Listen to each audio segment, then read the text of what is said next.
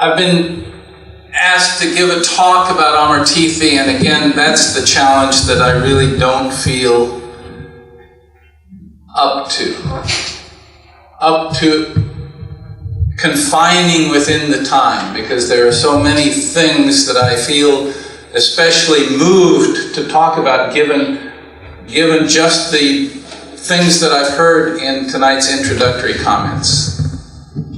First of all, I'm always puzzled, being a Westerner, and I grew up in the U.S., I was born in Kansas, I am rooted in the West. I went to India in '66, as John says, and fell in love with it, felt immediately a part of it, but I am a Westerner, and I've always felt that it is intriguing that we celebrate Amartithi. Why Amartithi? It's a date when someone has passed away. I have not felt so shy as to say to myself, isn't that a little peculiar? And in fact, some of the things that Adele and John touched on really inform the answer to that question. Baba's birthday, the birth of the advent of the Christ, is that most remarkable moment in creation in which God-man comes. It's much heralded. It's like the Christ child in Bethlehem. But Amartithi is something equally unique and in a way more pervasive, because as described in some of these comments, the birth is, however well known, not widely known. The wise men may know it and celebrate it, but the birth and life of the Christ are relatively shielded from the broader access of humanity. Amartithi is like Christ on the cross. It is like his final surrender of that advent, the end of the suffering that he took on, but not just a signification of what was past, but what is future. That dropping of the body is a release of what was confined to his physical advent to become available to all who have that sensitivity. It's like a release of the work that was done, or the word within him. So Amartithi, Bao, I think, was the one who named that date, Amartithi, eternal date. It has that quality of an opening of the door, as was indicated, the opening of the wine shop. I had the great fortune not only to have been in Baba's presence in August of 1966, but to be at that last darshan just a day before his body was covered. So I'll try to recount the story as I know it, and try to include a lot of things along the way. In 1965, in the spring, I first heard of MeherBaba. I was at college on the East Coast in Cambridge. I had partners in crime as well as in spiritual aspiration. Fellow potheads all, Alan Cohen, Robert Dreyfus, and I had a kind of a loose association around the people that we knew who used drugs and also were interested in mysticism. And then we all became familiar with Baba through different stories, too long and interesting to tell at the moment.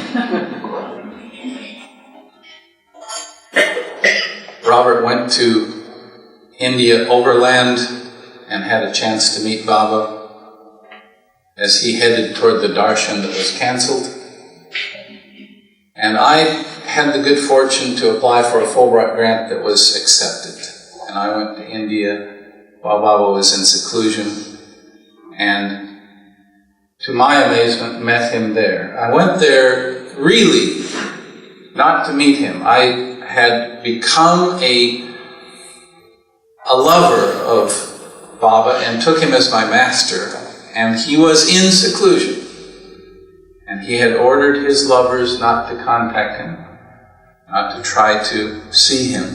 And I not only respected it, I thrilled at the notion that there was some dynamic that a lover could exercise. Master gives order, lover can try to follow it.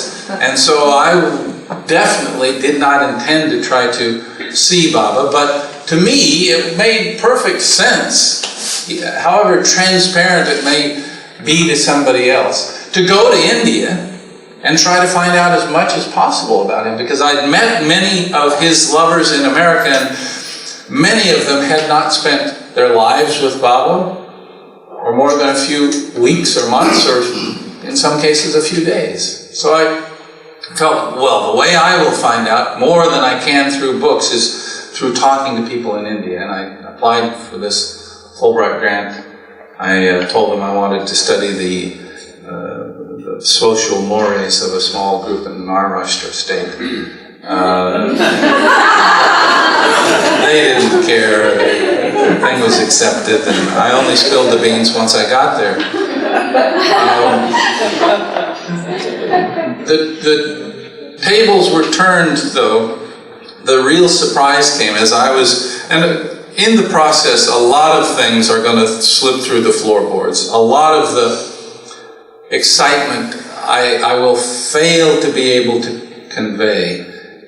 The fact that the three of us, Robert, Alan, and I, had contact with Baba through correspondence, and through Robert bringing back a message to Alan and to me after Robert had met Baba. The fact that I informed Adi that I would be coming to India, Baba's secretary in Nagar, Adi Rani. And he, of course, had informed Baba, and Adi said, keep me informed about your location and all that. There was a growing thrill at the prospect of going to the very country where God lived on earth. Of course, there was the thrill of living on the planet where God was alive. But you know as well as I do that illusion is extremely powerful. And however much we should be able to slough off the illusory weight that covers our consciousness and appreciate the glory of His being present among us, within some time, those of us who are not enlightened or saintly or advanced to a degree of great caliber, we go back to living life. We eat, and we sleep, and we work, and we bitch and moan, and all this stuff happens. So, these things are relative, but it was a new thrill for this 23-year-old Baba lover to arrive in India and know that when my feet were on the earth, the Avatar's feet, yes, he's just now woken in Marazad, he's gotten up, his feet are on the same Indian earth. And I was thrilled by it all. but not nearly as thrilled as when I was told that I was going to meet him, because as I was headed off to Bombay to visit the Bombay group there and arrived by train overnight, the two people who met me, the two men who were the head of the Bombay group, informed me that I would have a chance to meet Baba. And this was August 1966, and I couldn't believe my ears. In fact, I thought they were confused, and I told them, no, I've just come to meet you all here. But no, they'd been informed by Ahmed Nagar, by Adi, that I had a meeting. And so that meeting took place. The pinnacle of my life, most special beyond words, and a subject for another time. I left that meeting and traveled all around India. Baba said, as I told him, I'm here for a year, Baba. I'd like that year to be spent however you like. And Baba just listened. He didn't say anything to me, but afterwards he sent the message, I want you to contact Hoshan Parucha. Many of you know who he is, a long-time Baba lover in India, who isn't with us anymore. And he organized all the travel at Baba's direction. And so I did, by Baba's terms, see many brands of love for him. And then I went home in 1967, home to America, and felt like, God Almighty, what is this world? I just came from living in India, but not just living in India. I lived in the ocean of his love for 11 months, traveling through Hamirpur, Andhra, Jabalpur, every pur there was around India, being passed like a babe from one Baba center to the next, and having these people who were dissolved in his love, dissolved me in his love. And I came back feeling pretty vulnerable. And yet Baba had said, I want you to tell the American people about the truth that I alone am. The time will soon arrive when it will no longer be necessary to tell anyone about me. They will all know who I am. So at that point it felt as if his breaking of his silence and manifestation were just about 2 steps behind and gaining. It just felt that it was so imminent. So this sense of imminence, and there was, by his direction, correspondence back and forth about the work. Correspondence was prohibited except about the work, and Baba was always focused on the work of his lovers, and once even said, if I'm not mistaken, my work is more important than me. He really focused on his work, and when he said at the end of his life, my work is completed 100% to my satisfaction, it should have been the perfect clue to all of us in retrospect. He comes for this work, and it's complete. Oh. But with the God-man, whose personal human life reflects and conveys so much of the eternal truth that he is and reality, it's almost impossible, it seems to me, for people to grasp that he will go. Intellectually, of course, but it doesn't feel like it can happen or will happen. And that's another secret of the Advent that I'm sure that he scripts every time. He comes and gives all the open secrets, the clues. There were so many of them. So between the time I returned in 1967 to January of 1969, it was a whirlwind of activity, and it felt as if his movement was growing so quickly, the awareness of him, that really it would just be a matter of months or years before the world knew about MeherBaba. And probably if it had gone at that same pace, it would have.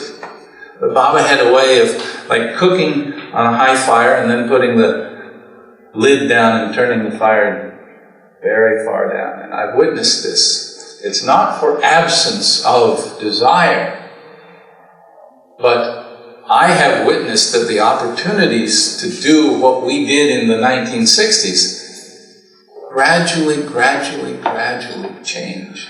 They slipped away. There were fewer. It's not that people didn't care or weren't committed or got too tied up in their family lives or whatever. It wasn't that. It was the time. And he had that heat turned up so much in the 60s that people fell over in love with him at the mention of his name or the sight of his photograph. Just anything was the excuse for people to come in contact with Baba. And many of you know that from personal experience. So in this atmosphere, all of us imagined that there would be another chance to see him, or a first chance to see him. Everything that came, he ruled everything with his word. The most remarkable comments would come in the family letters, and we just knew that it was ahead. But it was to be somehow, somewhere, sometime. In the evening of the 31st of January 1969, I was at home in a house built by Jack London in Piedmont, California, that I was renting with one other Baba lover named James Taylor. Alan Cohen called and said he'd gotten word that MeherBaba had passed away. I was astonished, shocked. It came out of nowhere. And he came straight over from his apartment in Berkeley to my house, and we called Adi K. Irani in India. And that was truly a challenge. Talk about a time when there were no cell phones. There were just damn near no phones in India that worked. And we called and got through to Adi. And the conversation was extremely difficult. You just imagine that it's the last phone call of your life, and that you are having to make it without a phone from here to India. Adi! Adi! Adi!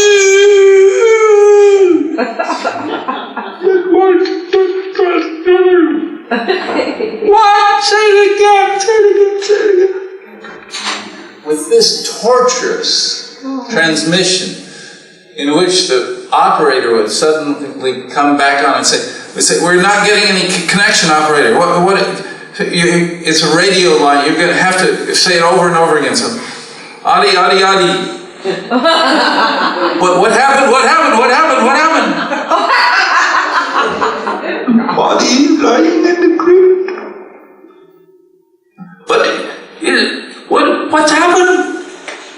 On and on. All we could eke out was that Baba had dropped the body, but Baba had given all kinds of clues of some strange disease might attack his body without his really dying, this thing and that thing, and so much was in confusion. We said, should we come? I said, why to come? We could cover the body tomorrow afternoon. That's that. We got through, it was confirmed, Baba had dropped the body. What did it mean? So now, Alan and I did what Adele just did in the last few days. But we didn't have the 82 family letters to do it with. We had the last family letter and the one before that and a few books, and we were frantically searching for clues that Baba had given as to what this meant. And of course, they also didn't have computers then, or if they did, we didn't have one. And so we were looking at stuff and clipping it out, and a friend of Alan's came over and typed through the night, and we cut and pasted stuff together until we could send it out and mimeograph 4 sheets, back to back, 8 sides with quotes that would try to put some perspective to what had happened. We were now up 2 straight days, and Alan and I had said, look, I said, look, if you go to India now, I'm not going to. You go to India, you tell me. So what had happened is that Alan was in Sufism reoriented, and his preceptor was Don Stevens, who, living in London, had flown immediately, hearing the news, to India. And because he always wanted Alan to have a chance to see Baba, because he was very close to Alan was one of his close students, he called and said, why don't you try to come? The body hasn't yet been covered. Don't tell anybody. Now, why on earth would you say, don't tell anybody? But that's the way human beings are. That's the way we are, I tell you. It's the most peculiar thing. Don't tell anybody. I'm going to India. Oh, let's all go. Well, it was like that. I mean, it's like, why should we all barge in there?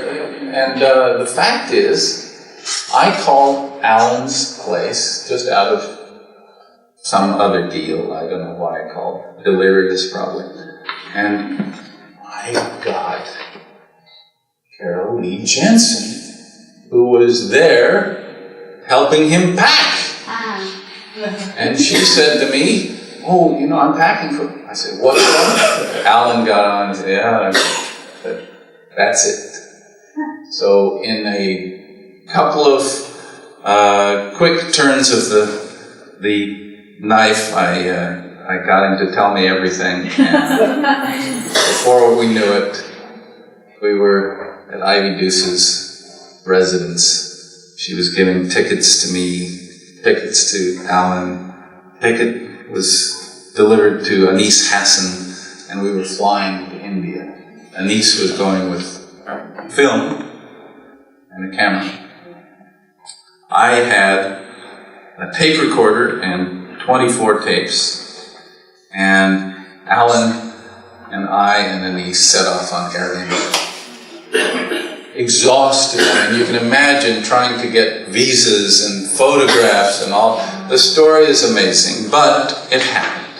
And the first time I woke up after getting on the plane in San Francisco, I looked out the damn window, and it said Meherabad. Meherabad. We were in the airport. Meherabad. Tehran Airport. Yeah, it was Meherabad Airport was the name of it. So I went back to sleep and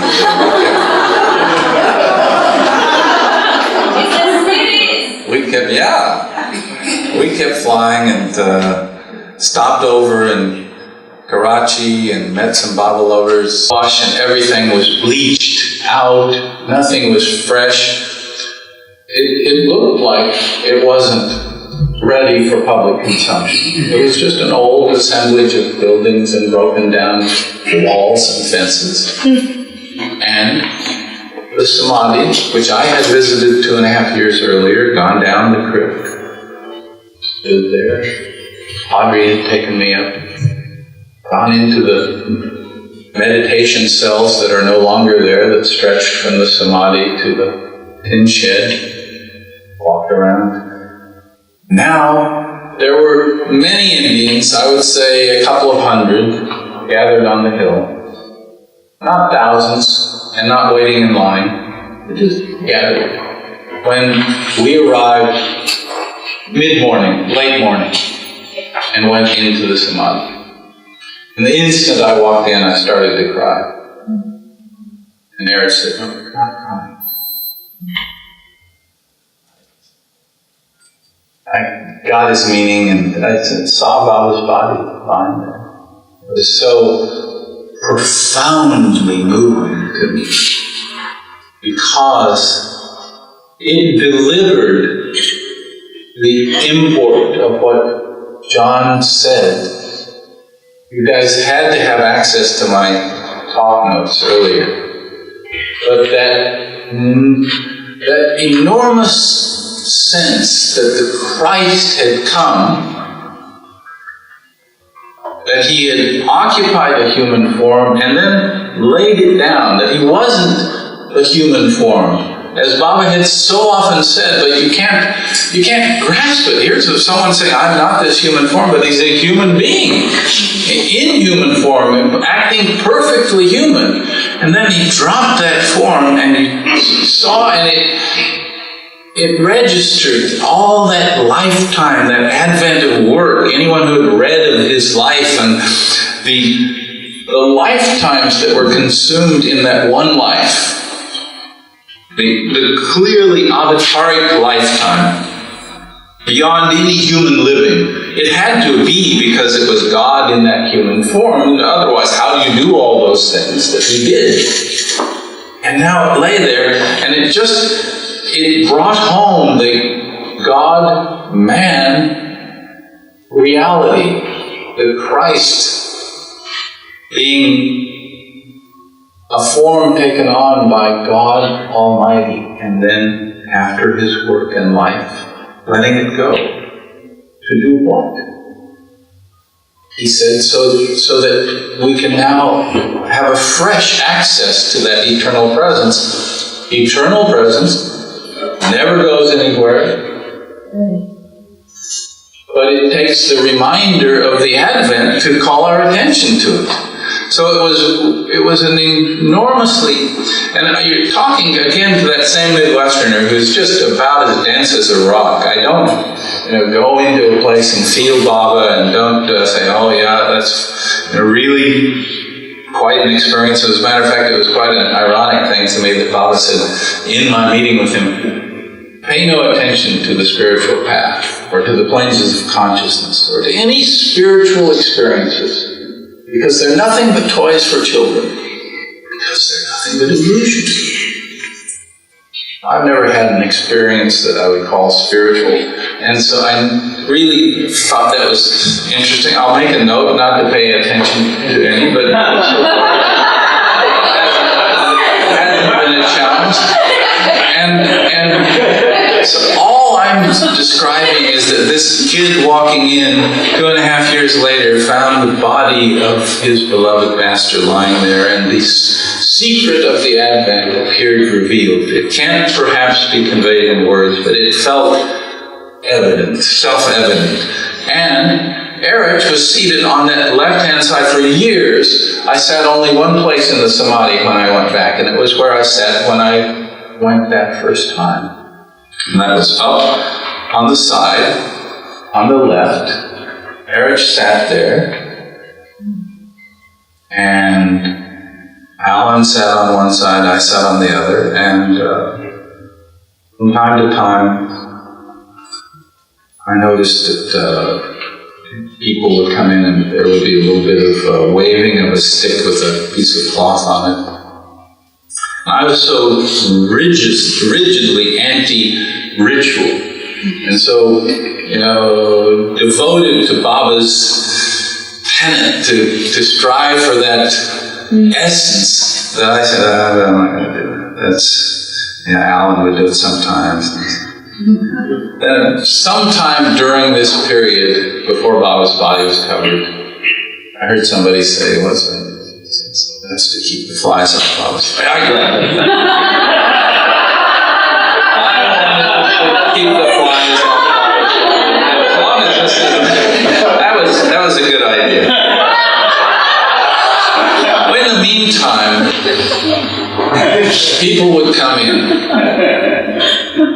You have seen the film, most of you, that wasn't shown for many years out of deference to sensitivity to Mehera, because it's so clearly portrayed this suffering and agony that she and the close Mandali experienced. But twice a day during the time I was there, and the time I was there was about a week, it felt like, but it was a day and a half. I was there for 2.5 weeks all told, but it felt like I was there about a week before Baba's body was covered. That's a trick of the memory, but I think it's a trick played by the impact and the profundity of the moment. It just made it seem so much longer. But they would close the doors to all other people, let the women in, and they spent time with Baba's body and opened the doors. A couple of times I could see through the back window during that time. The agony was written all over everyone's face. Nobody knew what to make of it. Baba's body seemed remarkably fresh, but Goher was checking it more than once a day, and Oshan Barucha was very concerned that people were playing with fire here by leaving the body uncovered, that any moment there could be a terrible embarrassment. It's now suddenly, the decay of the body would betray itself, and it would be too late. They would now have this. But no, Goher went in. I saw her push Baba's abdomen. What decay? Look at this. Every once in a while, Erich would get down, position himself, because the steps led down to the crypt, and the body was placed there, just a little bit raised on a large plank with ice and sawdust all around, the body wrapped with cloth. You've all seen the photographs and the film. And Erich would dust and gently just make sure that the face was, untouched with a piece of sawdust. Get back. And then, to make a story that I told you is just so impossible to fit into this time frame, try to fit. I'll say that night we went back to Bilouville and spent the night, and then came the next day when it had been determined that Baba's body would be covered. And it was determined that it would be the 7th because Baba had told Mehra, when she was quite concerned about his extremely severely weakened state, I'll be fine.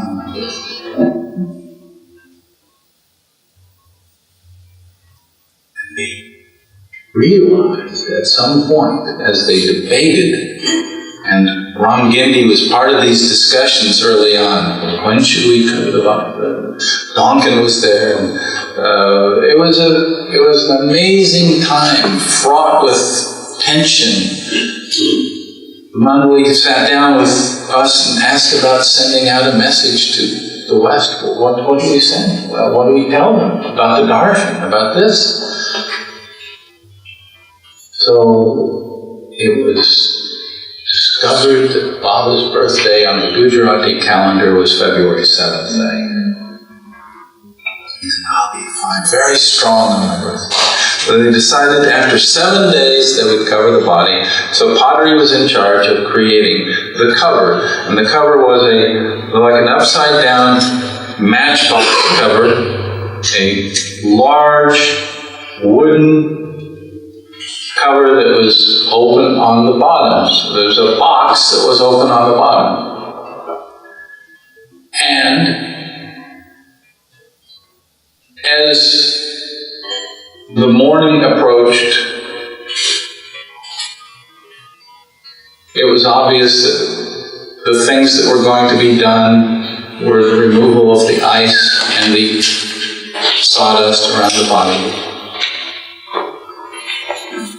And by this time, 2 other Westerners had arrived. Harry Kenmore was already there. Delia DeLeon had come with Adi S. Irani, Baba's younger brother, from England, and Irwin and Edward Luck arrived just an hour or two before Baba's body was covered.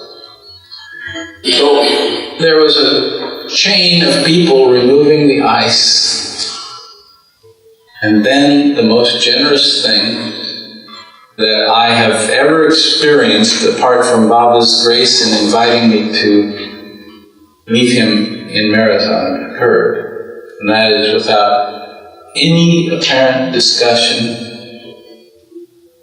the men Mundley, his brothers, his longtime disciples, included, without a word, the Westerners, the Western men who were there, in that final activity of covering Baba's body. And to me, that was an act of this moment of impossible significance and intimacy. They shared as freely and generously as impossible to describe. And it awes me to this day. I was at the far right-hand corner of Baba's crypt and was asked to hold one of the ropes that went under this box. The box was to be lowered down, and then the ropes were to be pulled out so that that box then lay over Baba's body. And then earth would be put in, flowers, until it was up to the level of the floor of the samadhi. And so all this was orchestrated by the great engineer Padre, who had later,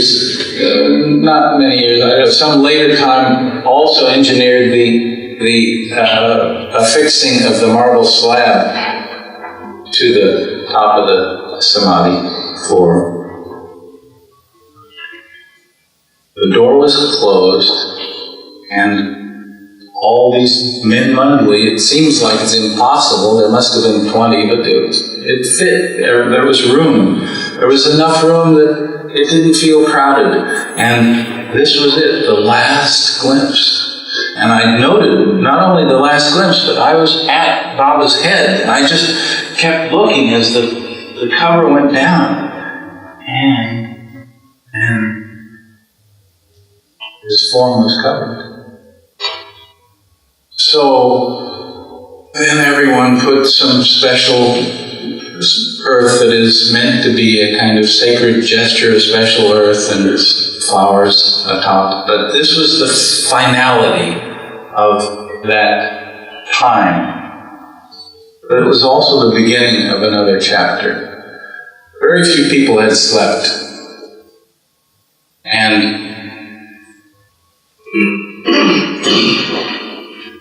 that was the time that the women went back to Marazad, and life began to return to a little bit of a pattern that seemed to get its bearings again. And during that time, we had the opportunity to talk with Erich and Francis Bravazan, those present, Mara and Mani, as they would come back daily, and talk to them at length about all that happened. And we recorded at length. It was one of the most remarkable periods of my life. I was in graduate school, by the way, and had just taken off. I didn't tell anybody, just left. And when I came back, I was just about as useless as when I had come back to the United States 2.5 years earlier. I was technically in graduate school from 1967 on, but really because of the force of Baba's work and the excitement of it all, it was just a joke. Graduate school just barely existed, and I barely stayed in. That was just his duct tape sticking me to it until a convenient chance to exit. But came back from that Amartithi with my heart filled with the grace that he had shared with the opportunity, and seeing no reason to go back at the so-called great darshan that had been called when people came from the east and the west to visit. Baba, who had now died to the world, to live in the hearts of his lovers.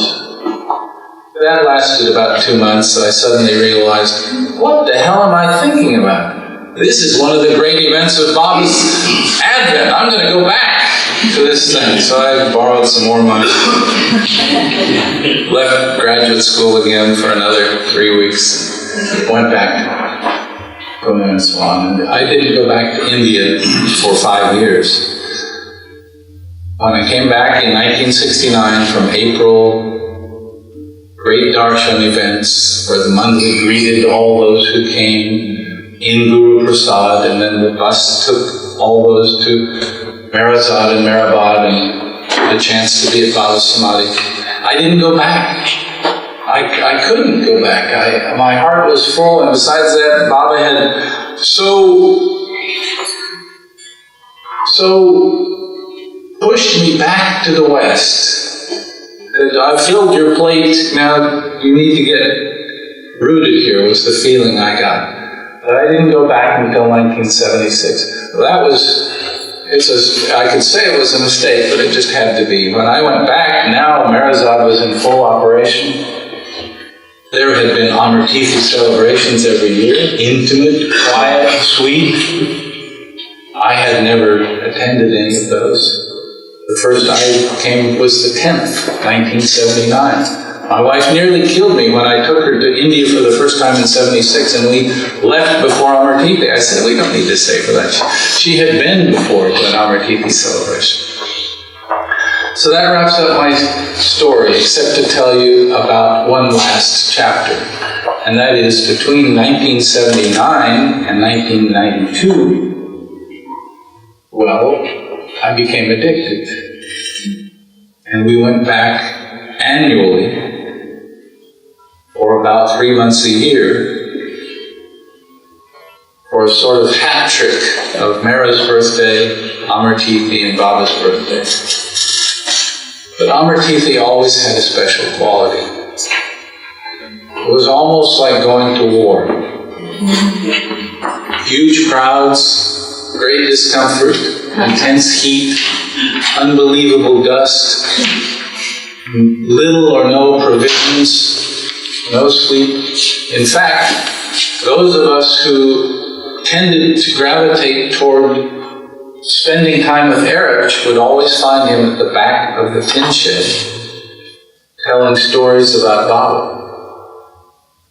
All day, all night, all day, and all night, and all day, and all night, not sleeping the entire time. And then on that last night, at 2 in the morning, going to Meherzad to await 20 to 28 buses that came 1, 2, 3 at a time to see Meherzad, because so many of these people were Indians who had come from all over India, and this was their one chance to see Meherzad and Meherabad. So having been at Amartithi, they would long for the chance to go to Meherzad. So he would go there, and with the servants, they would open up Mudley Hall and Baba's bedroom, and thousands of pilgrims would pass through, and those of us who were lucky enough to enlist ourselves as workers would be there too. So Amartithi took on a sort of a flavor of a campaign. It was a campaign of love. It was a war of love. It was clear that love was something different from rocking a baby. Love was work and endurance and respecting the beloved in the glance of every lover that came. I've witnessed Erich in his advanced years stand there and embrace hundreds upon hundreds of pilgrims. And when finally the line would dissipate and he would sit down, put that aged body down on the stone bench behind Pinshed, another would come, "Oh, Erich!" He would get up and embrace that one. And the same line would go past Mani to greet Mera. So those are some of the memories from the later Amartikas. Erich would wait until there was just almost no line and get in line late at night to take his darshan. Some few times there would be no break and he would take his darshan from the side window. But those were times when you realized that Baba left something more than memories, more than history. It is no joke that that eternal date means the eternal presence has been released. And as the Mandali, who we've come to know and love as our family, pass away, and we look at the landscape over there and say, what now? You know that in his infinite love for all who come, Baba's got an answer more full than we can imagine to what next. So enough of all that. Thank you, dears, for the chance to share those sweet memories and to attend this really beautiful center. Jai MeherBabaLibrary.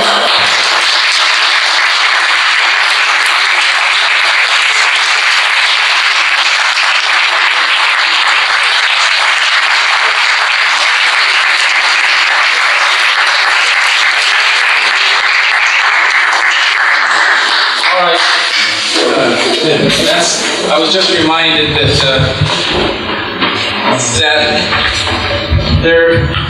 and the reason I got a little bit dazed by this subject matter, I overlooked the very thing that I was hoping to do, and I changed this from a monologue to a chance to talk. So anybody who's got some comments, questions, or discussion that you would like to share, please boldly stand and deliver. I don't often ask a question, maybe there's others that know, but I'm wondering, when did the crypt come to be called the Samadhi, and if that has any significance? I don't know the answer, except I think that when Baba's body was placed there, it became the Samadhi.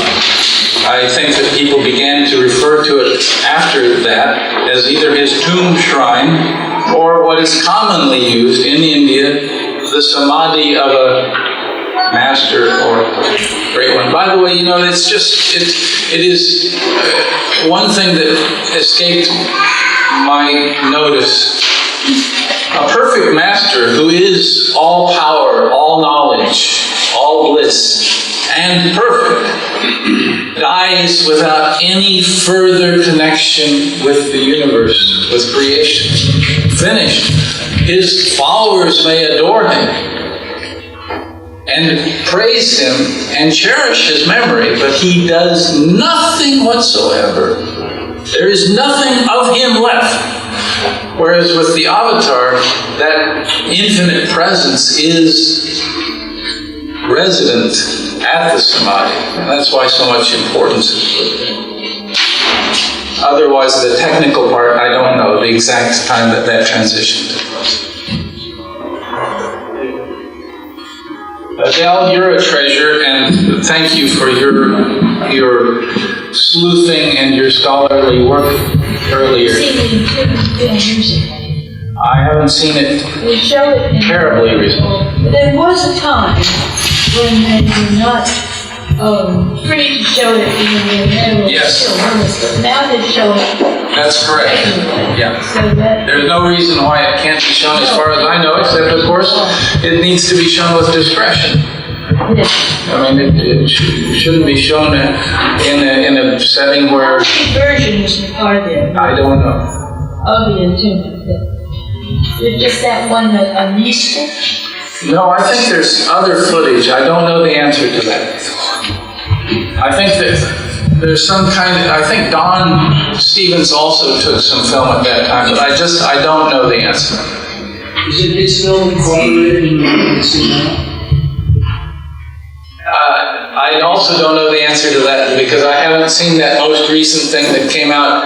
What I have seen is footage that was almost unedited footage of the entombment shots that Anise Hassan took. And that included, I don't know if any of you have seen it, this most amazing scene in which, I don't know who invented this idea. It was probably Alan, because it's his kind of a notion.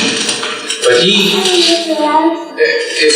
if it wasn't him, it could have been Anise or God knows. But the idea came to be that we would interview the Mundley about what had occurred. So the world would have their perspective. I mean, we were just, we felt that it was necessary to share this mystery because nobody still knew whether suddenly Baba was going to come out of the samadhi and say, well, that was quite a good rest. And now we're down to business, or what? Nobody knew. Really, it's impossible to capture the tenor of that time anymore, because in retrospect, it all seems to have been so obvious, but it wasn't then. So here, seated behind the samadhi at a distance of about 50 feet, were Mani, Erich, Bao,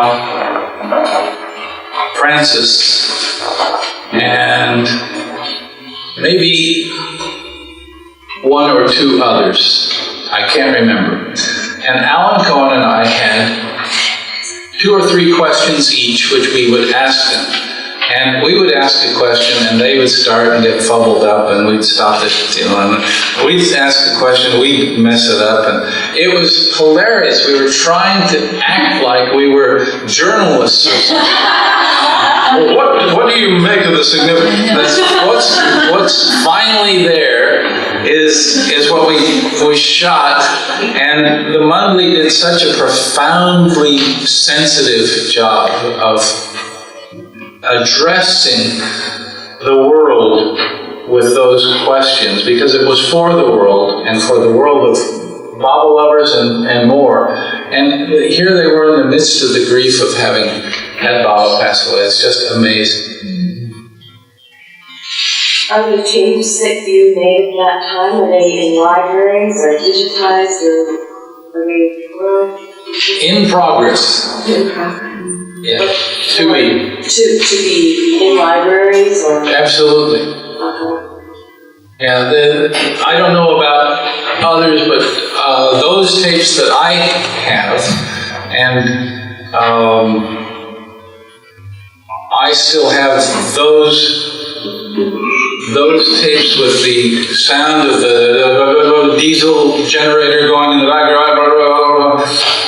Those tapes are going to be transferred to the most appropriate technology and all shared with MeherBabaLibrary. That's part of the work of MeherBaba Information.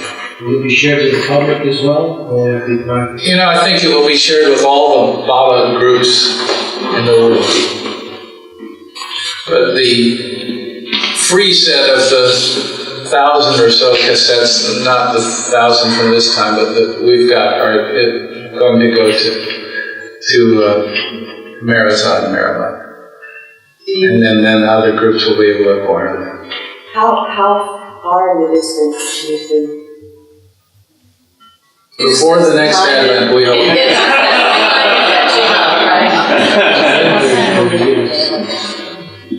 Great. At any time when you were there, you say you got there on the 6th day. At any time between when you got there and when Baba was finally recovered, do you recall hearing begin the meeting that place during the concert? I know it played in the very beginning. No, absolutely. Did you hear it play while you were there? Absolutely. I heard Harry Kenmore sing it and I almost fell over into the crypt.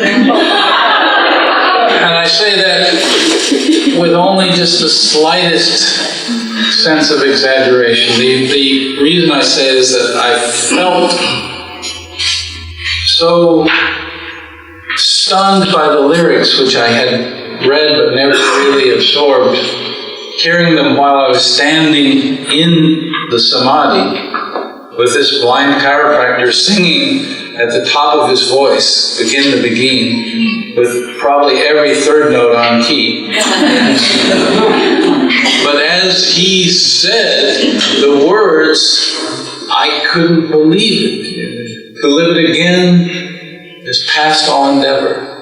I just saw it played out. To live it again is past all endeavor.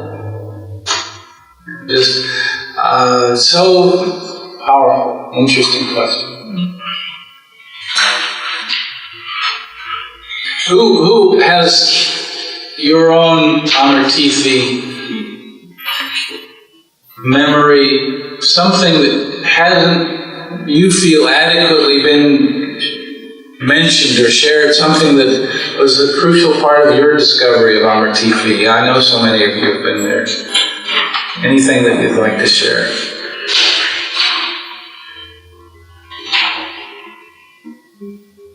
It's not really connected with Amartithi, except that the last time I was in India, no, I guess it was the first time I went into Baba's room that's off the side there, right beside. And I didn't realize that they had taken his body in there. I didn't know that was what had happened there. And I remember going in that room for the first time and just being overwhelmed with this feeling of grief and sadness and just really breaking down. And not really knowing why that was happening. It was a very profound emotional experience for me. And then only later finding that the body is very cool. What you mentioned reminds me, and some of you may have thought it peculiar that I talked about war and campaign and this and that, but compared with that early time where the hill was so quiet, except during the day when a few hundred Indians would gather and walk by the door and see Baba's body from the door, take darshan. By the way, I had no idea I was having darshan during that time. I have to confess to you, I had no idea. The words never entered my mind. I was observing all this, and I'm really grateful in a way that I didn't. Because it was so vast an opportunity, I would probably have just tried to make sure that I was in Baba's presence more, but I was too stunned by the occasion to think about it. And we were there as long as we could bear to be there physically and mentally and emotionally, and then we would go out and talk to somebody. I remember sitting and chatting with Arnavaz for an hour, in which she told me a lot of her history with Baba and with Mera, and it was all very natural. And I thought of the subsequent event as the great darshan, when people came and visited, but I didn't think of this as the darshan. It was Baba dropped his body. I mean, it's flat out stupid in a way. I mean, not to have thought of it, but that's how it was.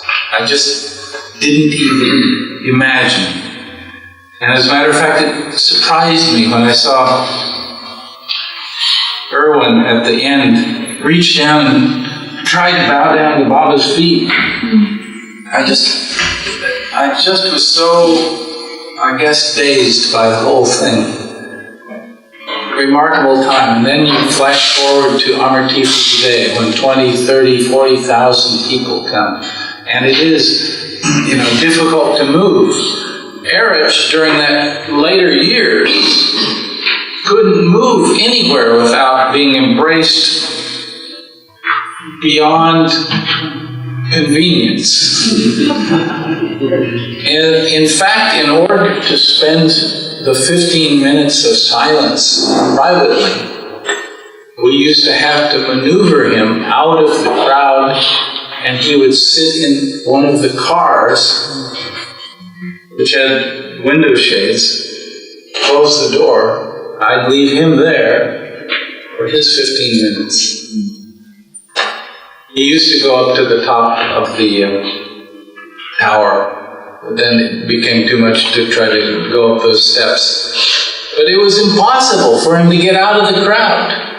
And so in a way, the ocean of love is like the ocean of the world. It's a great thing when you're standing on the shore.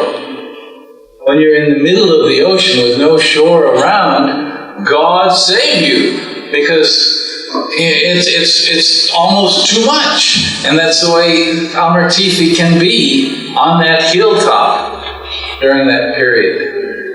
But still, there's nothing like it. Yeah. But actually, what I wanted to say has to do with that and your wife. I was there in the early 80s, and an amazing thing to me, an aspect of the women's work, was keeping Mera, when Mera was still alive, in that ocean. Your wife Cheryl would help organize rings of women to hold hands facing outwards surrounding Mera to get her from the downstairs of the water tank area over to the Samadhi, or wherever she had to move through the crowd so that nobody would touch her. And I remember, Cheryl being the one who was sort of, like you said, sort of gathering our forces and making these links around Mera, because she was Mera. You can imagine, she lived for that job, and we all lived for the jobs that we insinuated ourselves into or were lucky enough to be asked for. The fact is that those were the opportunities that gave us that chance, and so many times in that ocean of humanity, people couldn't quite fathom the restriction that Baba had given Mera. Others had to make sure of it. This isn't a personal story, but I couldn't help be thinking about it, given world events. And you may recollect the story better, the story of how in 7 days that Baba lay in state, the Kaaba was underwater for the first time, as I remember, ever. As if that was the seal that the previous Advent had ended. And the story is so amazing that I today can barely fathom it. Eric showed a news clipping that reported that for 7 days, from the 1st of February until the 7th, flooding prevented Hajj around the Kaaba. It was so thoroughly flooded that the pilgrims who had come for their pilgrimage couldn't circumambulate the Kaaba for 7 days. So naturally, you see that from the avataric perspective, and from Baba's point of view, say, look at that incredible, how do you say, planetary seal on the transition. Fred? I recall in the mid-70s of Amar Tithi, how there would be a couple thousand people there. I'd be anxious to meet some of the Easterners from various parts of India. And you'd be standing in the queue, and you'd meet somebody. I'll never forget this man who looked into my eyes and said, I met Baba. And he started talking to me about his experience. And then he put his hand on my chest, and he says, you have a fire in you just like we all do. And then I just thought of everyone there had this fire burning. and they were all in line. They were like souls on fire. And I learned the impression he gave me. And to this day, every time I go back to India, I look for him. He was an exceptional man, and he just was in the queue, very quiet to his own self, and just happened to be. And so that was part of our meeting. Honestly, you know, the Westerners have always been treated so delicately by Baba and his Mandali, but the endurance that so many of these pilgrims, many older people, some frail, some crippled, exhibited standing in those long lines for their one moment of darkness, when we, who had gone for 3 months at a time and would go sit at Maharaja as if it were our divine right, you know, for 6 hours, and we'd sit in the samadhi for hours at a time. It really is stunning to see, and that perspective that is given by the event of Amartithi is truly, truly profound. Nancy? And Julie, the last question, so that you'll get a break, it'll be the only break you get before we continue on, so. Well, I had asked my brother about that trip, and he really couldn't, you know, he didn't really talk about it too much, rather than say something quite extraordinary happened to him there. Extraordinarily profound, and I know you can't really describe experiences like that. But I guess what I wanted to ask was, seeing Baba there, was it feeling, was it glorious, was it grief, was it everything? I mean, was it... You're talking about Anis. Well, I'm talking about you. No, but I mean, you're referring to his comments. Just... Yeah. But I mean, all he said was that something very... Anis and I shared a birthday. Him, and he could never say talk about it. We shared a birthday. And his reaction to Amartithi, he felt so pained by all that he saw. And I felt quite different. Who is this? Anis Hassan, who was filming. Anis told me later that it just nearly killed him to take that footage, all of it, and the whole time was difficult for him. And he must have had other experiences and so on, but to me, having had a shorter time of knowing about Baba perhaps, or whatever it all was, to me it was beyond any words of glory. It just felt like Baba's glory was manifest. In a silly way, it reminds me of what happened in that second automobile accident when Erich was driving from Satara, from Pune back to Satara, and the accident occurred, and Erich was unconscious for a while, and he came back, and I guess it was Vishnu who was babbling coherently. Well, what happened, Vishnu? What happened? Oh, Baba came on chariots and led the battle. It was glorious. The lightning strikes and the enemy was devastated. So what happened with the accident? But what Vishnu saw was all this stuff. He saw this just otherworldly, heavenly events taking place. And to me, what was occurring was this monumental moment in avataric history, and it to me just felt like as much as I told you. I mean, I was immediately emotional when I walked in the samadhi, and I felt I won't have the chance to say anything to Baba again, or to hear anything from him, or whatever it all is in interacting with that human form, but it felt like something, the avataric mystery was unfolding, and uplifting is the wrong word. It's far more heavenly than that.